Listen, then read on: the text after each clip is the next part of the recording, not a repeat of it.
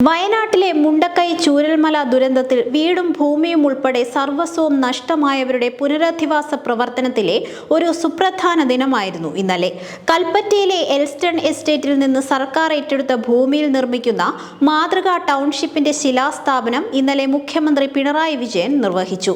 കേന്ദ്ര സർക്കാർ വയനാട് ദുരന്തത്തോടും ദുരിതാശ്വാസ പ്രവർത്തനങ്ങളോടും പുനരധിവാസ ശ്രമങ്ങളോടും തുടർന്നു പോരുന്ന നിഷേധാത്മക സമീപനങ്ങളുടെ പശ്ചാത്തലത്തിൽ വേണം സംസ്ഥാന സർക്കാരിന്റെ ഈ നിർണായക ചുവടുവയ്പ് വിലയിരുത്തപ്പെടാൻ. ദുരന്തത്തെ തുടർന്ന് പ്രധാനമന്ത്രി നരേന്ദ്രമോദി നേരിട്ട് പ്രദേശം സന്ദർശിക്കുകയും രാജ്യവും തന്റെ സർക്കാരും ദുരന്തബാധിതരോടൊപ്പമാണെന്ന വൈകാരിക പ്രഖ്യാപനം നടത്തുകയും അതിന് വൻ വാർത്താ പ്രാധാന്യം ലഭിക്കുകയും മറ്റുമുണ്ടായി.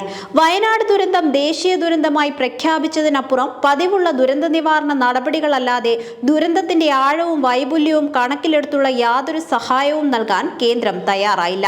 പുനരധിവാസത്തിന്റെ ഭാഗമായുള്ള ഭവനങ്ങളുടെയും ടൗൺഷിപ്പിന്റെയും നിർമ്മാണത്തിന് അനുവദിച്ച തുക പോലും അപ്രായോഗിക നിബന്ധനകളോടുകൂടിയുള്ള വായ്പയായിരുന്നു. കേരള ഹൈക്കോടതിയുടെ ഇടപെടലിനെയും വ്യാപകമായ പ്രതിഷേധങ്ങളെയും തുടർന്നാണ് നിബന്ധനകളിൽ ചില ഇളവുകൾക്ക് കേന്ദ്രം തയ്യാറായത്.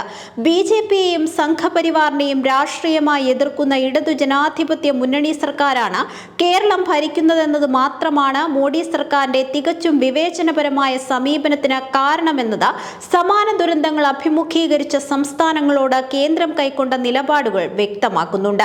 ദുരന്തബാധിത കുടുംബങ്ങളുടെ ബാങ്കുകളിലെ കടബാധ്യതകൾ എഴുതിത്തള്ളണമെന്ന അവരുടെയും സംസ്ഥാനത്തിന്റെയും ആവശ്യത്തോടുള്ള കേന്ദ്ര സർക്കാരിന്റെ നിഷേധാത്മക സമീപനം ഇതു സംബന്ധിച്ച കേസിൽ ബുധനാഴ്ച ഹൈക്കോടതിയിൽ തുറന്നുകാട്ടപ്പെട്ടു.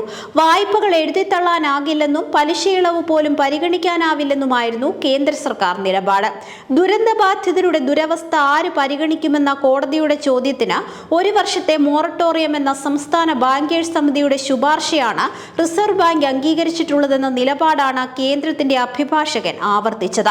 ഒരു വർഷം കഴിയുമ്പോഴേക്കും ദുരന്തബാധിതരുടെ ജീവിത സാഹചര്യം മെച്ചപ്പെടുമെന്നും കേന്ദ്രം വാദിക്കുന്നു. ജീവിതത്തിൽ ആർജിച്ച സമസ്തവും നഷ്ടപ്പെട്ട ഒരു ജനതയോടുള്ള മോഡി സർക്കാരിന്റെ സമീപനം അവരുടെ വർഗ താൽപര്യത്തെയാണ് തുറന്നുകാട്ടുന്നത്.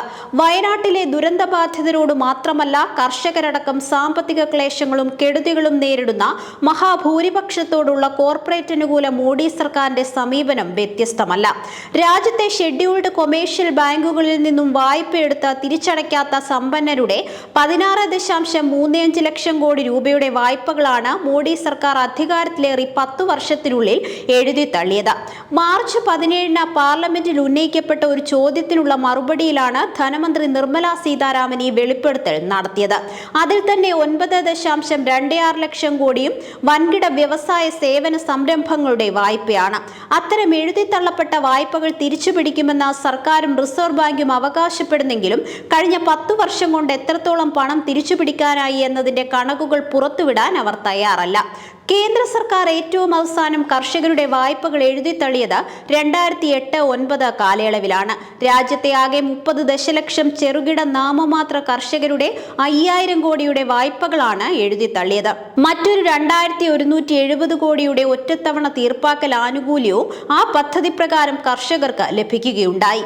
അതിസമ്പന്നർക്ക് മോഡി സർക്കാർ വായ്പ എഴുതിത്തള്ളലിലൂടെ 16.35 ലക്ഷം കോടി സമ്മാനിച്ചപ്പോഴാണ് UPA സർക്കാരിന്റെ കാലത്ത് 43 ദശലക്ഷം കർഷകർക്ക് 7170 കോടിയുടെ ആനുകൂല്യം ലഭിച്ചത്.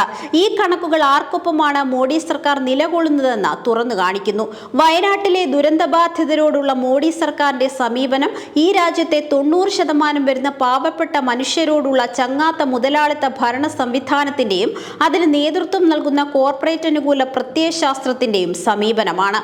ഹിന്ദുത്വ പ്രത്യയശാസ്ത്രം അവർക്ക് അധികാരത്തിലേക്കുള്ള ചവിട്ടുപടിയും ജനങ്ങളെ കബളിപ്പിക്കാനുള്ള പൊയ്മുഖവും മാത്രമാണ്.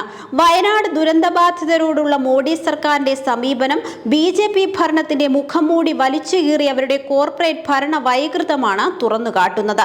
മറുവശത്ത് ജനങ്ങളുടെ ദൈന്യതയിലും ദുരന്തമുഖത്തും അവരോടൊപ്പം നടന്നു അവരെ കൈപിടിച്ചുയർത്തി ജീവിത സുരക്ഷിതത്വത്തിലേക്ക് നയിക്കാനുമുള്ള കേരളത്തിലെ ഇടതുപക്ഷ ജനാധിപത്യ മുന്നണി സർക്കാരിന്റെ കരുതലിന്റെയും പ്രതിബദ്ധതയുടെയും പ്രകാശനത്തിനാണ് വയനാട് സാക്ഷ്യം വഹിക്കുന്നത്.